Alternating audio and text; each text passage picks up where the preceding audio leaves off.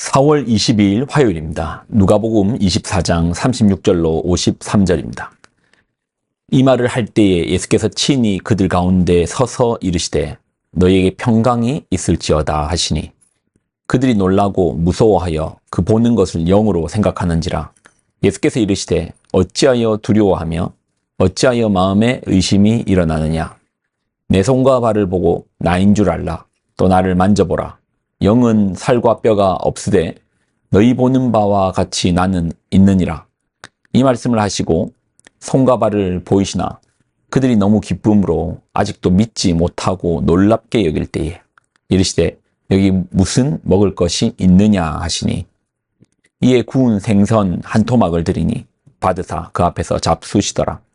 또 이르시되 내가 너희와 함께 있을 때에 너희에게 말한 바 곧 모세의 율법과 선지자의 글과 시편에서 나를 가리켜 기록된 모든 것이 이루어져야 하리라 한 말이 이것이라 하시고 이에 그들의 마음을 열어 성경을 깨닫게 하시고 또 이르시되 이같이 그리스도가 고난을 받고 제3일에 죽은 자 가운데서 살아날 것과 또 그의 이름으로 죄사함을 받게 하는 회개가 예루살렘에서 시작하여 모든 족속에게 전파될 것이 기록되었으니 너희는 이 모든 일의 증인이라. 볼지어다 내가 내 아버지께서 약속하신 것을 너희에게 보내리니 너희는 위로부터 능력으로 입혀질 때까지 이 성에 머물라 하시니라.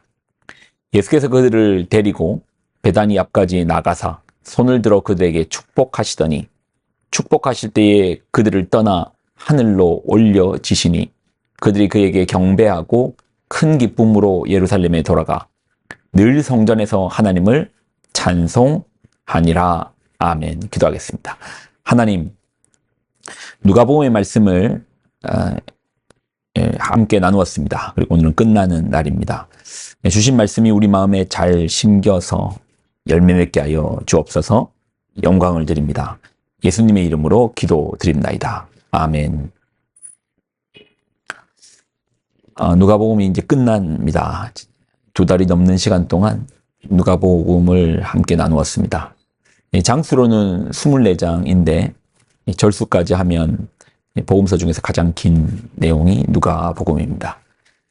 오늘 이제 끝나는 날인데요. 여러분 수고 많으셨습니다. 누가의 기록을 통해서 우리는 예수님을 살펴보았죠. 예수님을 만났습니다. 그분의 그 걸음, 발자취를 우리가 따라가 보았습니다. 공생애를 살폈습니다. 그리고 누가복음이 끝납니다. 어떻게 끝났는가?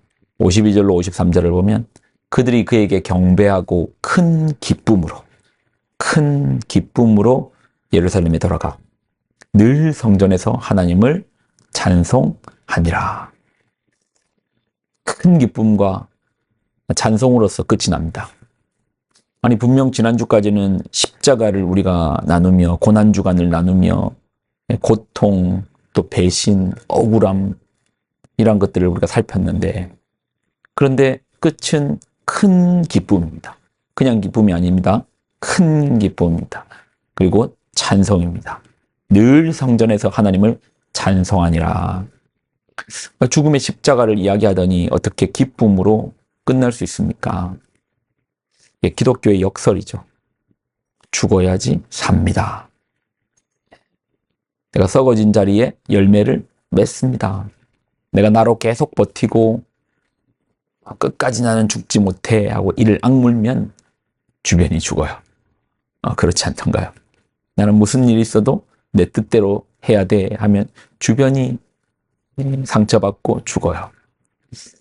그런데 내가 죽어진 자리, 내가 썩어진 자리에 하나님은 언제나 새 생명을 움틔우십니다.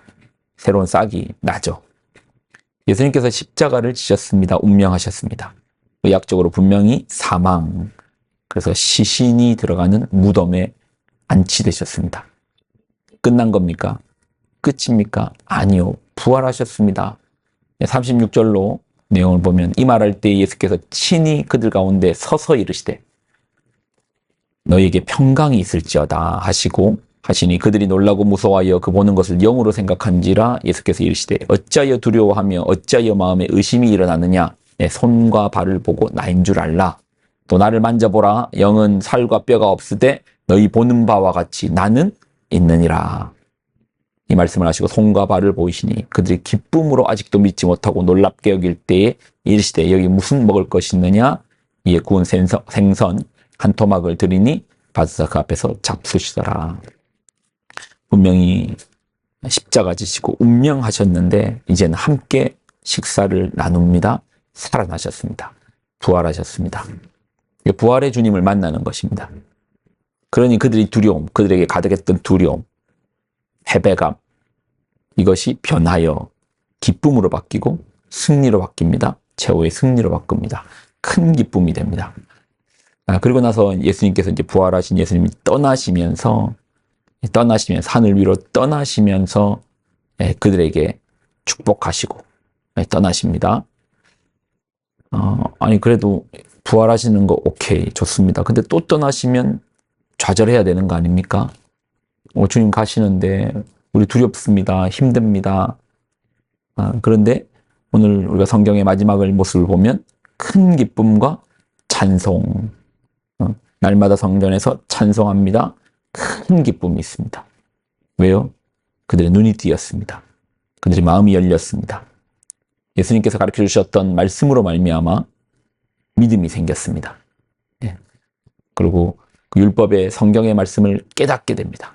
이에 그들의 마음이 열려 성경을 깨닫게 하시고 성경이 깨달아지니까 예수님께 이 십자가의 사건이 깨달아지니까 또 부활의 사건이 깨달아지니까 이 승천의 사건이 깨달아지니까 다시 오실 주님에 대한 믿음이 생기는 거예요. 그러니 떠나셔도 좌절하지 않습니다. 큰 기쁨과 찬송으로서 주께로 나아가게 되는 것입니다. 여러분 어떠신가요? 우리는 요즘 이제 신앙생활을 하는데 요즘 사실 좀 신앙생활 주변에 이제 이런저런 이야기들을 좀 듣다 보면 목사님들도 좀 많이 이제 낙담하는 상황들이 많더라고요. 교인들도 많이 떠나고 교회도 위축되고 이제 어렵다 이제 어렵다는 이야기를 많이 들으니까 사람들이 낙담하고 위축됩니다. 그러나 정말 우리는 언제나 이제 상황을 보면서 결정하는 게 아니잖아요. 예수님 떠나시는데 뭐 기쁠 일이 있습니까? 주님께서 십자가 지셨는데 무슨 영광이 있습니까? 아니라는 겁니다. 십자가 뒤에 이어오는 영광. 분명히 어렵죠. 떠나시니까 이제는 우리가 짊어져야 되고 내가 내 십자가 지어야 되죠. 그러나 우리는 기뻐할 수 있습니다. 그냥 기쁨입니까? 큰 기쁨입니다. 감사할 수 있습니다. 찬송할 수 있습니다. 하나님께 감사하고 하나님을 찬송할 수 있습니다. 주님 떠나셨는데 어떻게 찬송할 수 있습니까? 우리는 그 약속을 믿는 자들이죠. 지금의 형편, 상황, 어렵다는 이야기, 근데 이 낙담의 이야기 들으면 사람의 마음이 쫙 가라앉죠. 그러나 우리가 보이는 현상만 가지고 따라가지 않습니다.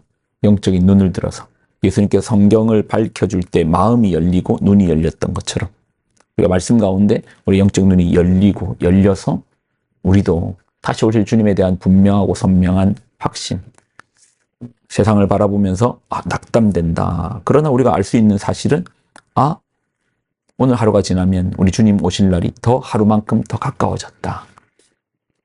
그 믿음으로써 기뻐합시다.